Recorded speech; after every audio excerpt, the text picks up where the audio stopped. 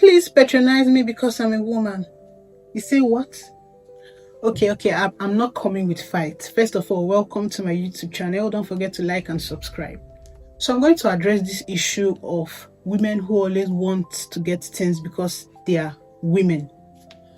They set up a business and the only selling point they have is, this is a woman-owned business, patronize us because we are women.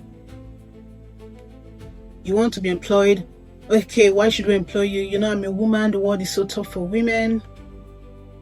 Like, everything is just woman-based. Let me tell you something that you don't know. Sometimes in the process of trying to fight against women being marginalized, women end up making themselves marginalized.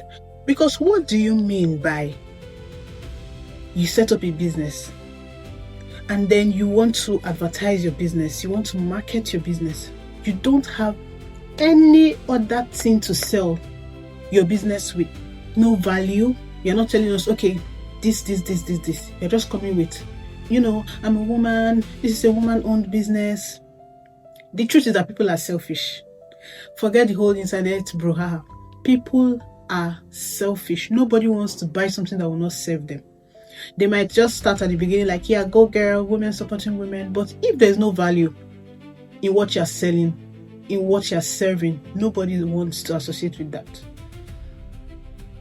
Now, there is a pair of heel, like women high heel, a pair here, a pair here. You look at this one, it's quality, it's solid. You can use it to walk through the valley of the shadow of death. It's beautiful, it's excellent. And this one here, it looks shabby, it looks tacky. And then you find out that this is owned by a man and this tacky one is owned by a woman. Be sincere to yourself. Which one will you buy? Which one will you buy? See, the world is tough. And the way to survive this world is not by playing the victim. It will only last you for some months. If you're lucky, maybe the first 2 to 5 years. Tell me one woman-owned business that is thriving just because it's owned by a woman. Tell me a woman that was employed just because she's a woman.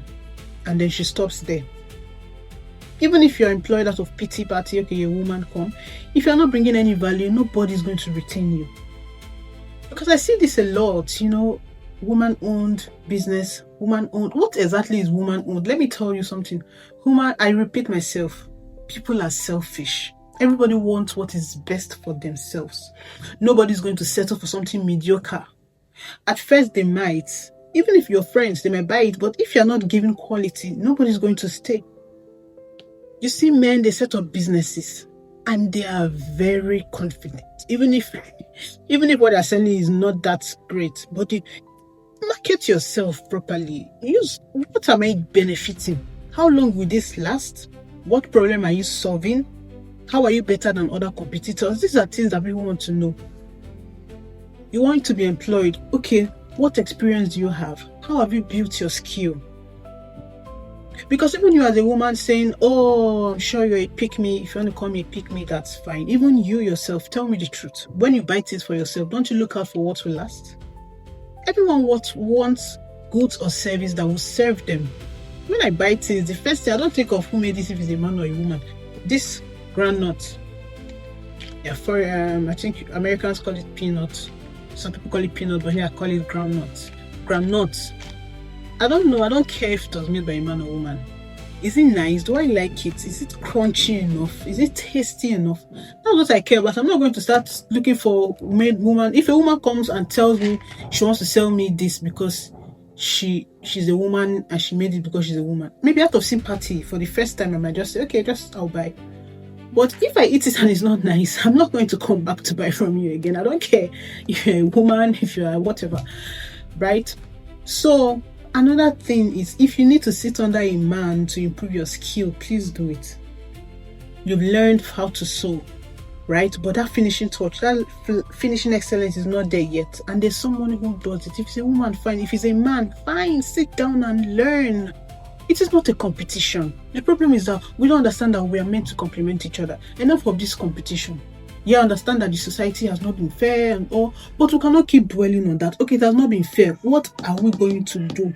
When we get the opportunity to stand out, are we going to actually bring value? Are we going to bring excellence? Or are we going to keep saying, yeah, you know, I'm a woman, the world has been tough? Yes, the world has been tough. We know. What are you going to do now?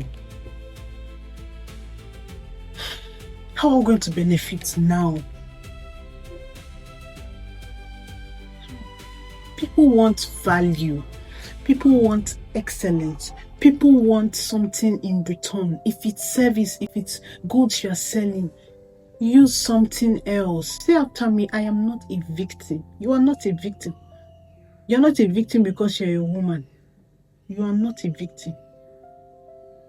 I feel like this water has been here for props. Let me actually drink it. In case someone has been wondering, why is that water sitting there? I actually use it for props because the table kind of felt empty and I didn't really have any flower pot. Okay, let's go back to topic. So the essence of this video is I want you to understand the world is tough. Competition is tough. People are not smiling. Business people are not smiling. Your fellow candidates that are looking for jobs, they are not smiling. So you have to better look for things that are unique. How you can sell yourself. Because if you want to use the I'm a woman card, do you know how many billion women there are on earth? So if you start your business with I'm a woman, patronize me, and another woman comes to do that same business and she also says I'm a woman, then what now makes the both of you stand out? No, what now makes you stand out?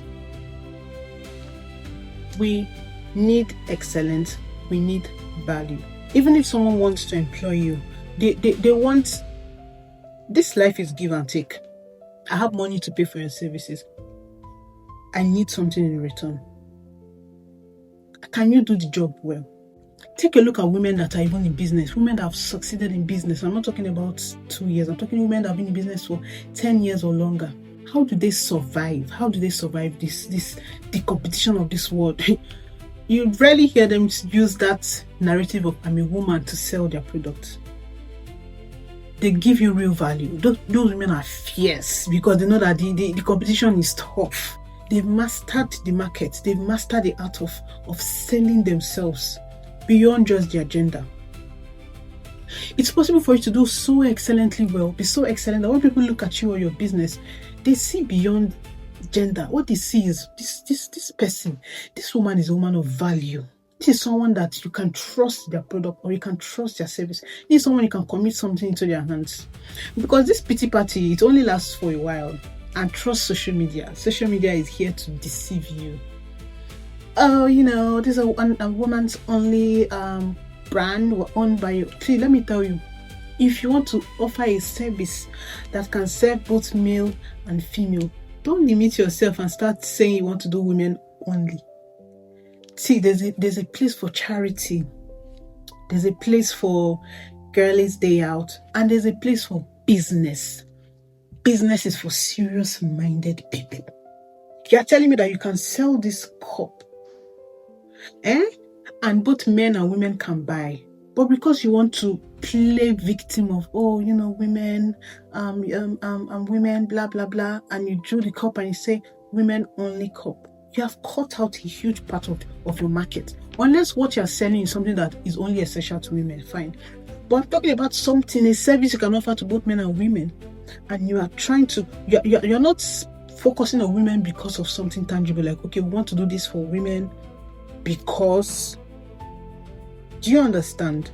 Oh, you don't understand. The world is so cruel. Men are That is true. This world is very cruel.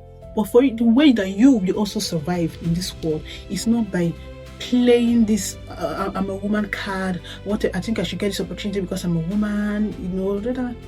See, the more you keep complaining year after year, we are women, to me, it gets to a point where it starts being perceived as weakness. Yeah, like standards should be reduced because you're a woman. Opportunities that you don't deserve should be given to you because you're a woman. You're marginalizing yourself, actually. So the marginalization you're fighting against, you're actually putting yourself there.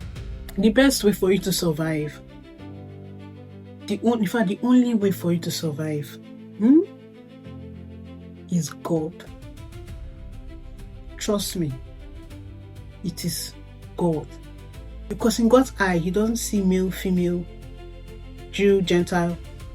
He sees his children, he sees his child of God, and your dependence on God is what is actually going to help you. It's not this unnecessary woman communities are nice. I love women communities, but see the difference. When you see men community, you see people that want to enable themselves. You see them coming together. Oh, you are doing this business. Oh, I have the contact of someone that imports this product. I have the contact of someone that exports this product. What are you doing in this field? Oh, I can help you out. I've been in this business for years. When they have that at their club, they talk value. On the other hand, I'm not being condescending. When women gather, be sincere. What do they speak about? Frivolities most times. And most times women like to bond with trauma and with sorrow. Oh, how that one broke my heart, how he left me, he broke my heart. How